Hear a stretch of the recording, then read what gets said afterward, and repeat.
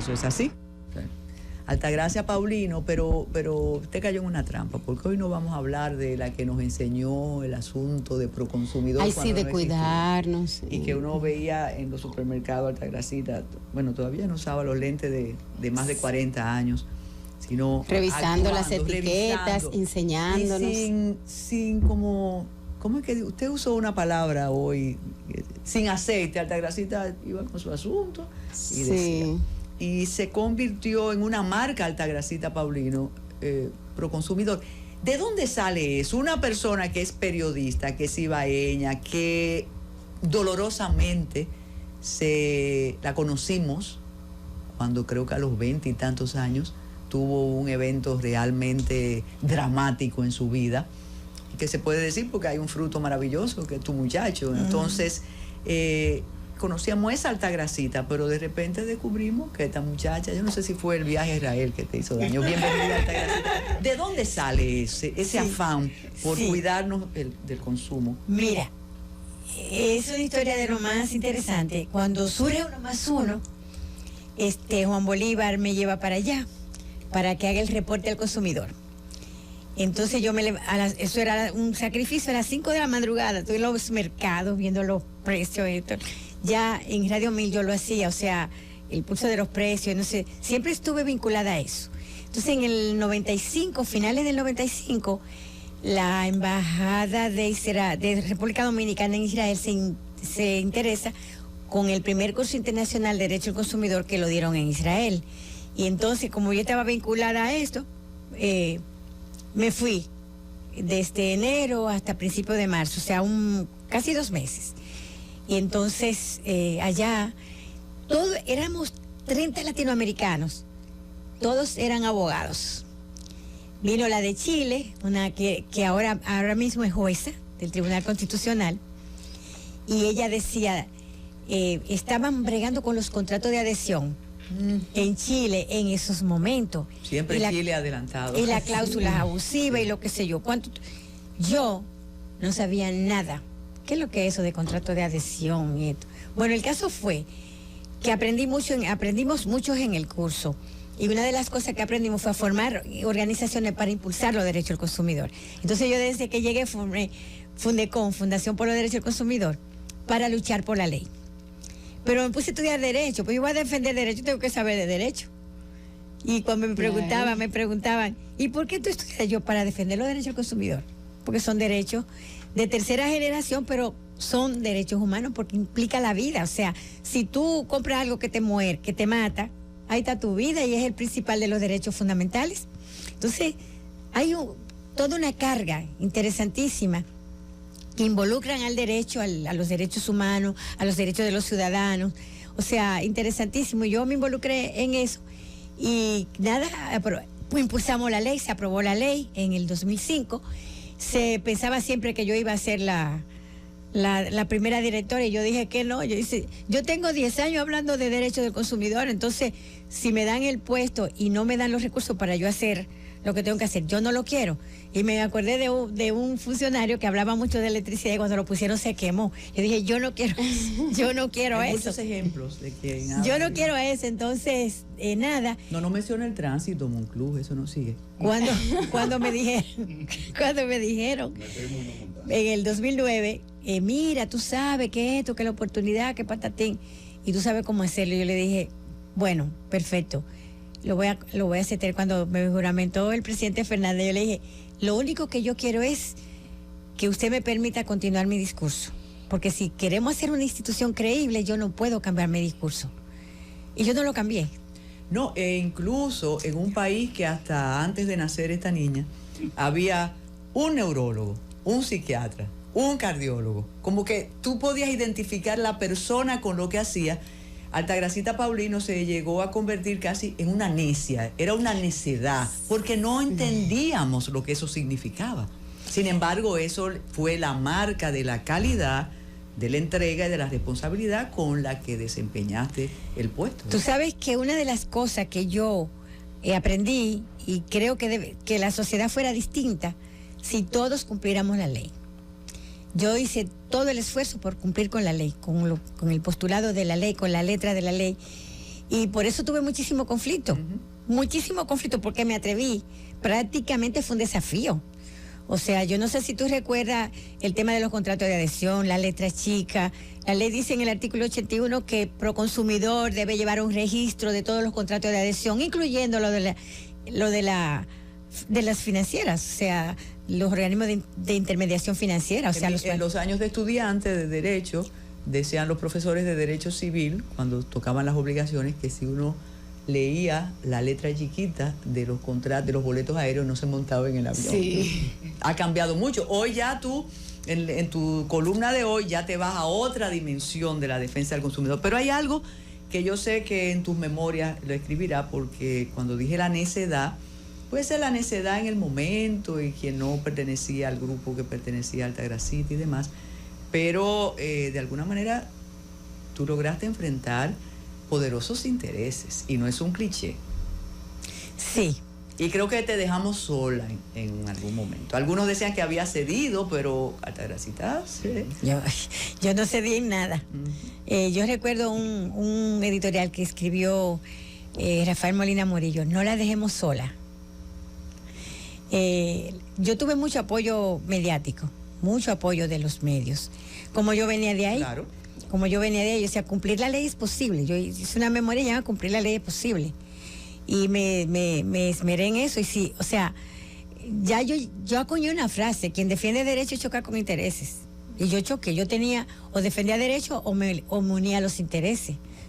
Y entonces, esa diferencia que quedó marcada produjo un apoyo muy grande en la población.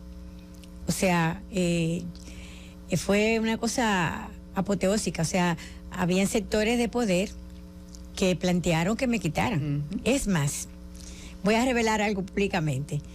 Yo era directora de Proconsumidor en el 12. En el 16 de agosto del 12, todos los directores y funcionarios públicos fueron invitados a la toma de posesión. A mí no me invitaron.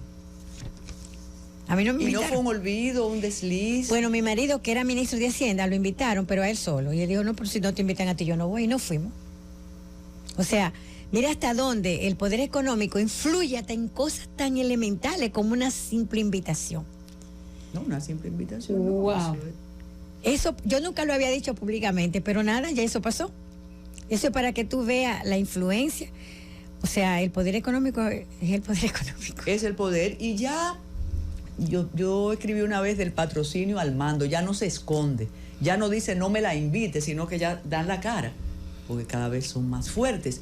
¿Existe en Proconsumidor un consejo de asesores? ¿O ya cuando tú te fuiste y dijiste adiós? Yo me fui y dije adiós. La que me siguió, una abogada, había sido mi viceministra de Industria y Comercio, ella se queda ahí. Pero nada, yo tuve la dicha, y por eso aprendí muchísimo, de tener un consejo de asesores gratuitos, voluntarios. Decía el consejo de asesores, que lo encabezaba Leopoldo Espaillán Anita, Ramón Pereira, un ingeniero químico, Santo Taveras, Mayén, un ingeniero experto en tema de petróleo, de gasolina. Bueno, yo tuve 6 asesores. El Luis Artur, yo no sé si tú te acuerdas de Luis Artur. Además puertoplateño. Sí, Luis Artur. Genial. Eran 6 asesores gratuitos y nos reuníamos todos los meses. Y ellos me llamaban, ellos se sentían realizados, porque tal vez ellos cuando fueron funcionarios no pudieron hacer, pero sí me dieron mucho soporte técnico. Por ejemplo, para determinar que el gas es un sólido, no un líquido. Y había que pesarlo. Y yo no sé si ustedes recuerdan que nosotros libramos eso. Entonces, me enseñaron mucho. Yo aprendí toda esa experiencia. Acuérdate que don Leopoldo Espaillán Anita fue de la refinería. O sea, tuve asesores gratuitos. Allá no se le dio un centavo a ningún asesor, nunca. Bueno, se le brindaba café y galletica y fruta. Carolina. Maestra, usted tiene una prédica, para no decir una campaña, no, una prédica constante con el tema del sistema de medidas que hay en el país, con la necesidad de que atendamos ese tema. Pero tú Me está haciendo la pregunta ¿por qué tuviste esto? No, porque es que usted siempre ha estado hablando, por ejemplo, en el tema de las gasolinas. Yo sé que usted siempre dice que no deberíamos, por ejemplo, vender las gasolinas por galón, porque ese es un sistema de medidas que no nos corresponde, por ejemplo, a nosotros. El gas, la gasolina podría...